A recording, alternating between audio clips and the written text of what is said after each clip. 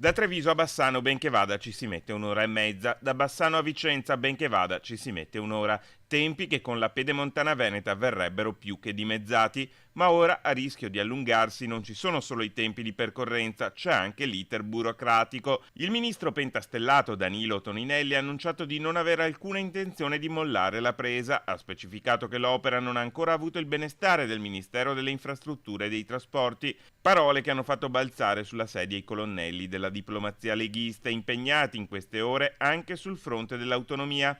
Tra 9 giorni sarà il primo anniversario del referendum veneto che ha piantato una pietra miliare sul percorso di cedere più competenze alla regione.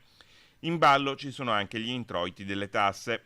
Il primo effetto dell'autonomia potrebbe essere proprio la permanenza di una quota di IVA e IRPEF in regione, ha spiegato il ministro per gli affari regionali e le autonomie, la vicentina Erika Stefani.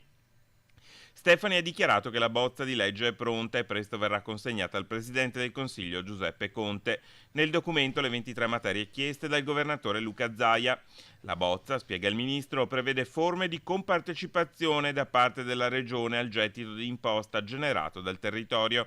Per il quantum si farà inizialmente riferimento ai costi storici, passando ben presto a quelli standard. Si tratterà, aggiunge Stefani, dell'IVA e dell'IRPEF, sono le imposte che meglio si prestano allo scopo. Il principio è chiaro, perché l'autonomia funzioni occorre che la trattenuta sia alla fonte.